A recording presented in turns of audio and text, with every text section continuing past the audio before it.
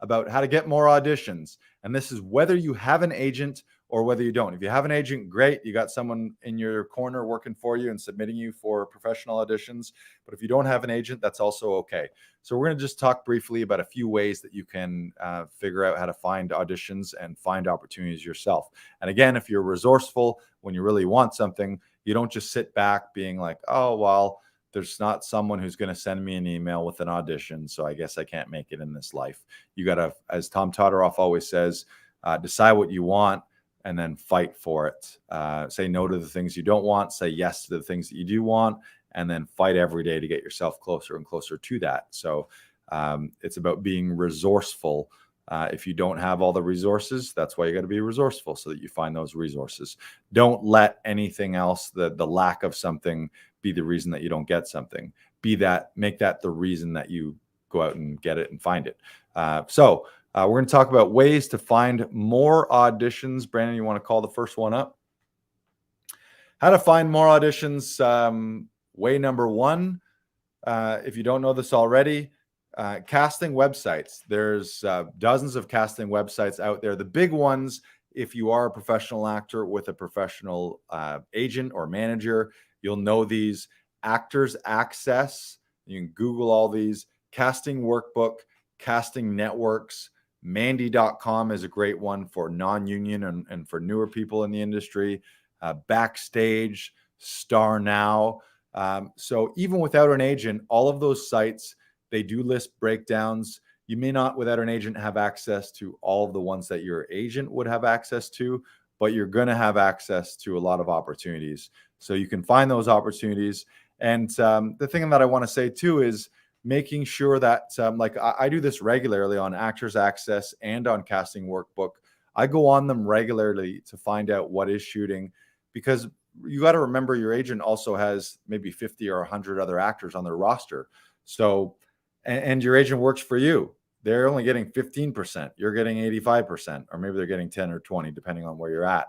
But you're still in charge. You're the 80%, 85%, 90% of that. So you want to take charge of your own career. So I often go on Actors Access and I'll find things. I'll sometimes find things in other cities outside my market, or I'll see something and I'll give my agent a nudge and say, hey, this project is shooting. I feel like it'd be great for that. Have we submitted for this? And she'll come back and be like, yeah, I'm way ahead of you, Lars. I've already submitted for you that. I've already submitted you for that project. But be proactive. Also, that means staying up to date with your profiles too. If you're a professional actor, but you have old headshots on there and your sizes and your measurements aren't on there, and you don't have up-to-date demo reels and clips on there, give yourself and your agent all the things that they would possibly need, all the tools that they need to find you, and give productions what they need to find you. Like, make sure your profiles are fully filled out. Sometimes those algorithms, when production and casting are searching profiles, sometimes those algorithms favor actors who have headshots listed, who have demo reels listed, who have their sizes current and have all their info. So check all the boxes. Do you have special skills? Do you have special sports skills? Are you a boxer? Can you drive a race car? Are you a professional fencer, or whatever your skills are? Have all those things on there and make sure they're up to date, because if you don't, then you might be missing things. So take advantage and fully leverage all those platforms, even if you have an agent. Don't assume that your agent is doing it. It's a mistake. They have other people that they got to take care of. They're not only thinking of you. Unless you have an agent or a manager and you're the only person that they rep, then great. They're doing it full time for you and only you. But if not, and if you're unrepresented, I would start with Mandy.com, and you can start a profile on Actors Access, Casting Workbook, Casting Networks. Some of those have unpaid versions, and then they have paid versions. You might be lamenting right now, oh my God, I got to invest in these. It's like $100 usually for the year, maybe 150, $200. But again, if you want to be a professional, you might have to invest in some of these tools. And one gig in the entire year is going to more than cover any of your investment for any of those. And if you're an unrepresented actor without an agent, but I would suggest before you get an agent, you're going to need those. They're going to, like, you have to be on Casting casting workbook or Actors Access or casting networks. So if you do it now as an unrepresented actor, and then you get the opportunity to meet with an agent, they're going to ask you, do you have headshots? Do you have a demo reel? Are you on the sites? And if you can say yes, yes, yes, check, check, check, then they're going to look at you. Oh shit, this person's a professional. They understand the industry. They know how it works. Let's go. Instead of them saying, well, yeah, you seem great, but you got to go get headshots. You got to make these profiles. You got to get a demo reel, all these things. You're just not going to, you're not ready. And they're going to look at you like you're an amateur. So be ahead of the game. We have a question coming back from one of the myths. Brandon, do you want to throw the question up? Question: why would someone who is well-traveled with a deep filmography want to fly solo and not seek or have representation? You mentioned a common acquaintance of ours who doesn't have an agent now. Is there more of a situation or circumstances, temporary solodom, or is this an actual career strategy? Follow-up: would you advocate not having an agent? Me personally, no. I believe more people is better. It might be a financial thing where he's doing so well he doesn't need it. It can be a personal preference. Maybe he just hasn't quite found the right person or the right rep. There's a good case to be made for finding the right fit, someone on your professional team. I would say it's a personal thing. I would strongly advocate to be getting an agent, but that's just me and where I'm in my career. He's also a producer as well too, so he writes and produces his own projects. So that's the one caveat to all of this is you want to get to the point. Hopefully, we're talking about auditions here at Audition Hero because that's how you need to get jobs early on. But eventually, you can reach the point where you are writing and creating your own content, and you can skip auditions completely. So you don't have to ever wait for a gatekeeper or someone to give you the thumbs up to give you a job. And I know he's in that category. So hopefully that answers the question there. It's a personal preference. And then there's another question here. Are all agents open to you doing their job for them? Will they not potentially consider an affront to their territory? My opinion of that is it's your career and it's your job. There's a lot of people feel like, oh, I don't want to step on my agent's toes. Obviously, you got to be professional and you don't want to be reaching out to people without their knowledge, but it should be a teamwork. I know in my case, I submit to things. Now, also, when I book those things, I direct them to my agent, and my agent's going to get 15% of that as well. So I'm actually not skirting my agent and applying for things so that I can avoid paying them the commission. I'm just doing more than my fair share because it's my career. And I'm not willing to just sit back and wait for an agent to submit me or not. So again, it's about having a proper team mentality with your agent. Hopefully you have a great working relationship with them and very open communication. But yeah, if you could do that the wrong way. Like if you're undermining them in a way and you're approaching casting directors and sending casting directors DMs and not CCing your agent. Yeah, I mean, there's a fine line to all that. You got to be smart and you got to be professional. And if your agent has told you never, ever, ever contact anyone, and how dare you send an email to someone, but I would be hard pressed to feel that an agent would do that because ultimately it's going to be win-win-win if you're sharing that with them. Now, different story if you're finding your own opportunities outside your agent so that you can save your 15%. That's not what I'm suggesting. I'm suggesting find opportunities, find them, say, hey, to your agent, have we submitted for this? And if they haven't, submit for them. And if you submit on your own and then you book it, tell your agent, haha, I just booked this new thing. And then your agent gets 15% for doing nothing. And the benefit to that is then they kind of owe you one. So they're like, holy shit, this person's a go-getter. They're taking control. I'm going to go out of my way to find opportunities for this person because I know they're doing the same every day for themselves. So I think to me, that's a dream client. If I was an agent, I would want to know that my client out there is finding opportunities and bringing projects to me rather than they only work when I find them an audition, if that makes sense. Great question. But yeah, again, all of this, it comes down to personal preference, comes down to your own working relationship with your own agent. But it also comes down to taking control of your own career and not feeling like, a lot of people feel like their agent is a holier than thou person, but you're actually hiring your agent to work with you. So it shouldn't be. Now, maybe they do have more experience in the industry than you do if you're brand new. So yeah, maybe you should be deferring to them a little bit in some scenarios.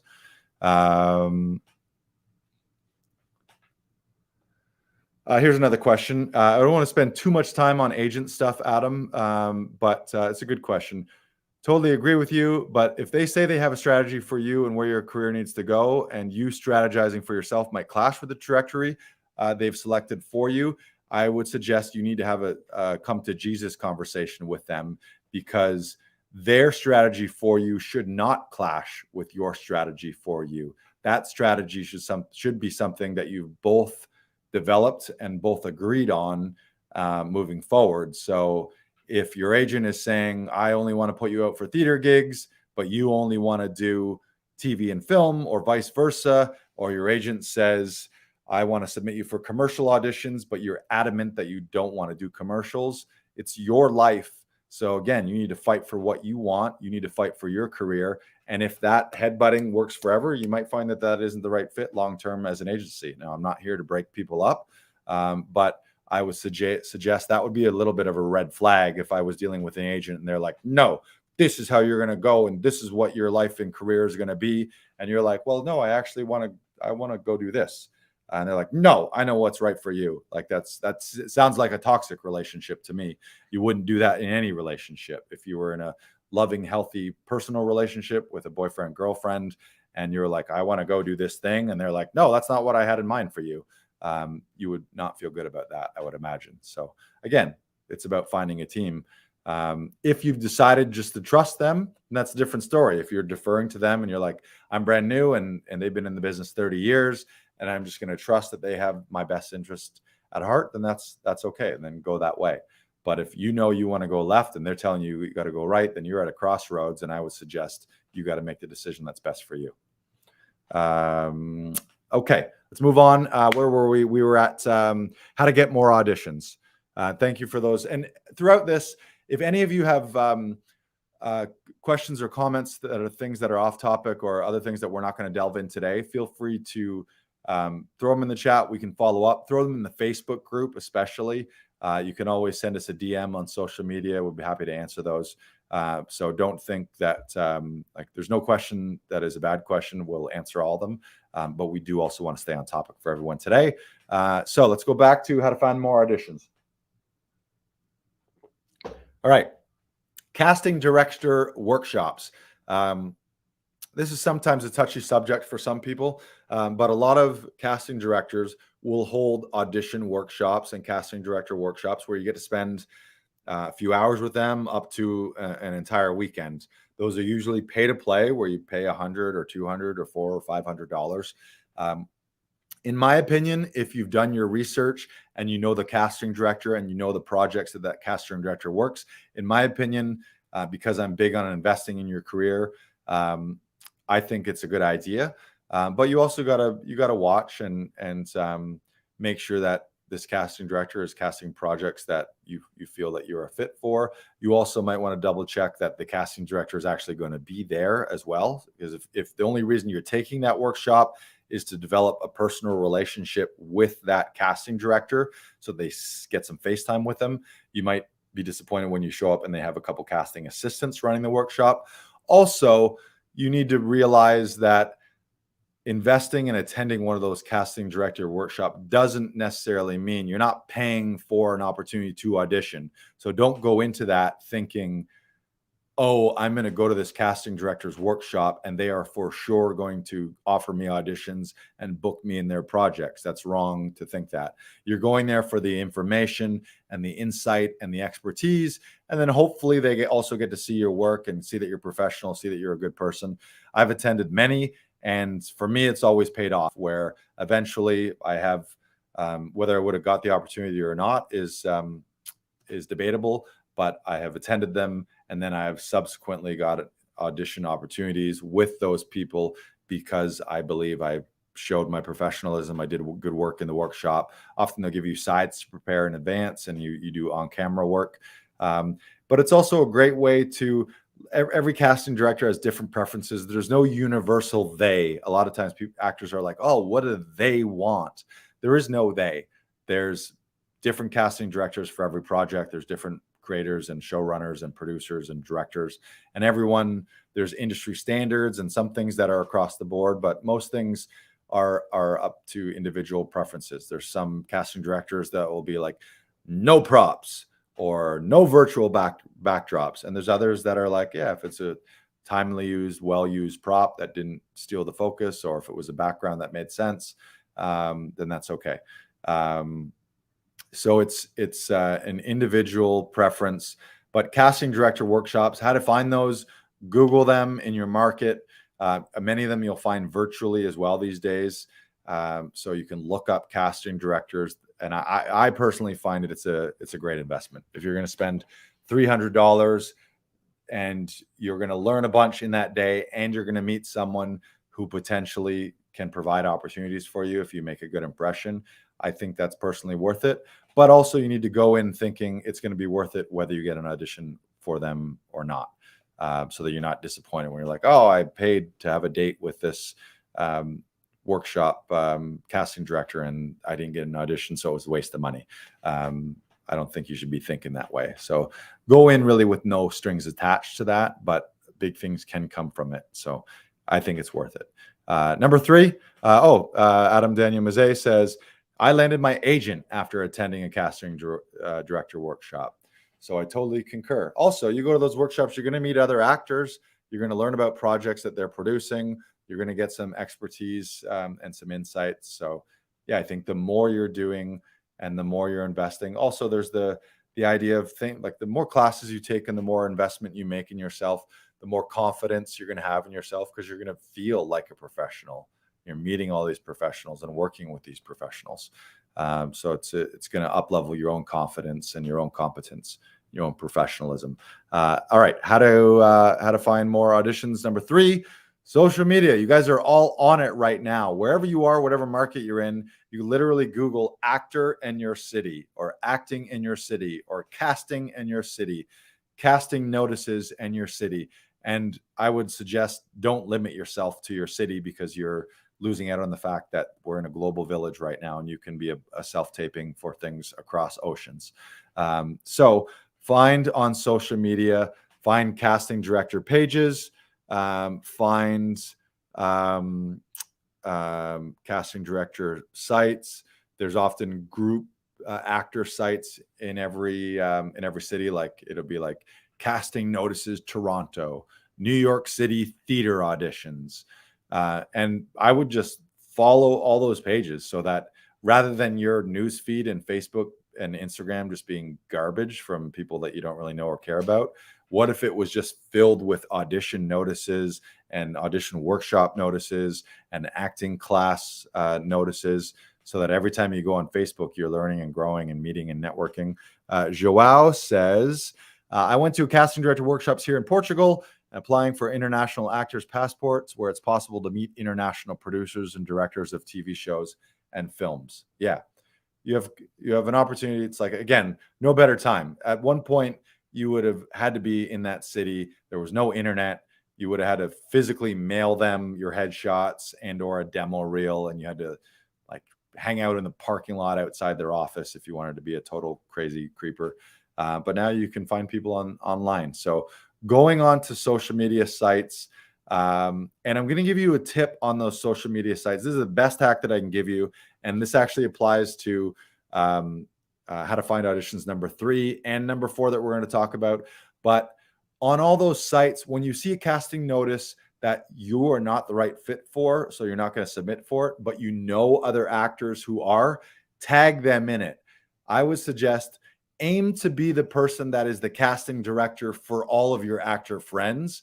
And what's going to happen when you do that, again, pay it forward, and you want to give first before you receive. So give without expectation, but also know chances are, kind of the way giving and receiving works is, if you're a giving person, people like to give back to you. Don't give with the expectation of having to get back, but just know and trust that the more you give, the more you do get back. So what I would suggest you do, and I did this a lot, especially when I was non-union, is anytime I saw a casting notice for someone else, I would tag like the 3 people that I knew who were good for that. So say it was I'll think of one. It was a commercial audition looking for a professional magician, and I happen to know some professional magicians, magic makers who are actors as well. So I would tag them. And you can also apply this to crew, to makeup artists, to PAs, production assistants, even to casting assistants. When you see things, anything in the industry that's an opportunity, if it's not for you, suggest it for other people. And then the amazing thing is on a weekly basis, I get tagged in things in Facebook and DMs and Instagram where people are saying, "Hey, Lars, I saw this, thought of you." Often it'll be like looking for a stand-up comedian for this spot or looking for a host for this commercial. And people tag me in those. But the reason they're tagging me is because I tag them all the time. So pay it forward, give first and receive. That's a huge hack, if you want to call it a hack, is help other people find work. And magically, and what that ends up doing, you'll end up having an army of 100 people out there who every time they see something that fits you, you're going to get tagged in it. And it's really fun when you get tagged by multiple people. So you'll find a commercial casting director, for example, where they post on all the casting sites for your agent to find them and submit them for you. But they may also have a Facebook page where they also post those casting notices. And if you're the person who 5 people tag you, "Oh, Lars, you'd be great for that. Oh, Brandon would be great for that. Brandon would be great for that. Brandon Knox, Brandon Knox, Brandon Knox." Then it's like that casting director is going to see that and be like, "Holy shit, people seem to love this Brandon Knox guy." And then when you do submit, guess what? That name's going to be kind of familiar. And they're like, "Well, tons of people seem to suggest and think this guy was perfect for it. Let's have him in. Let's take a look at a self-tape." So that's a huge tip for everyone right there. Use that. Give to get. So moving on here, social media was number 3. And number 4 is related to what I just said, but just leveraging your personal connections. The further you go in this business, the great thing is there is a level of nepotism like any other business. So the more actors you know, the more directors you know, the more assistant directors you know, the more casting directors and casting assistants you know, the more producers you know, the more writers you know. And if you're brand new thinking, "I don't know any of those people," well, that's why you start somewhere. You start by taking workshops. You start with your own acting class. You start with this community here in Audition Hero and Actors Audition Club. And you ask for references and you continue to know people. And one of the best things as you progress is then you'll start showing up on set where you know the camera guy and you've met the hair and makeup lady before. And one of the assistant directors you have worked with before, or the director. Like there's a handful of directors that I've booked multiple commercials with. And I think it's because I did a good job and I was a good human being the first time that I was with him and deliver the goods on camera. And they're like, "Okay, he's easy to work with." So rather than the uncertainty of booking someone they don't know, they just rather book someone that they enjoyed working with before.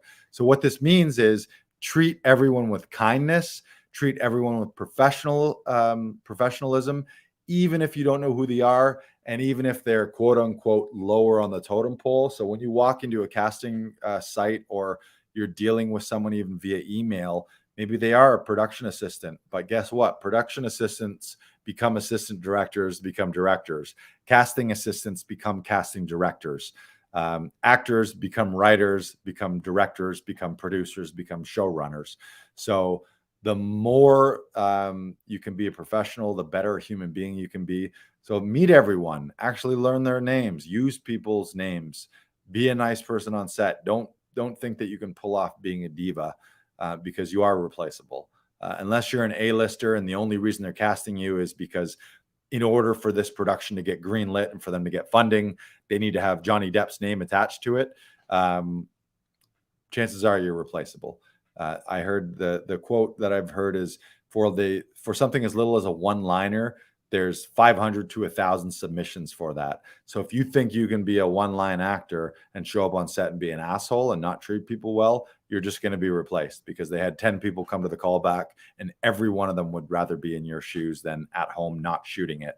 So just trust that when you're a nice person, when you're a good person, meet people, learn their names, follow up with them, thank you notes to casting directors, to producers, to directors.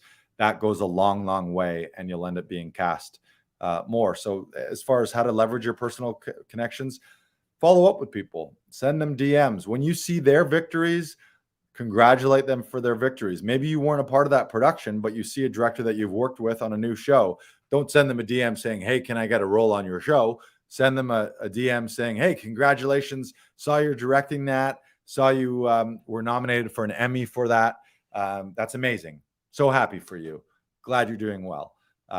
Send people DMs and emails and thank yous, and then also stay up to date with your own things. So without being braggadocious about it, is pay attention to your own social media. Are you going out to industry events? Are you on set? Do you have some and also without breaking NDAs and social media contracts with production. Sometimes you can't be on a production taking pictures and sharing things, or sharing that you just booked a role. So you got to be really sensitive to that. But if and when you're able to, share that. If you're on a red carpet for the premiere of a show, snap some pictures so that they're like, oh, good, that person's doing something. There's something to say for showing people that you are working the industry and that you're staying consistent.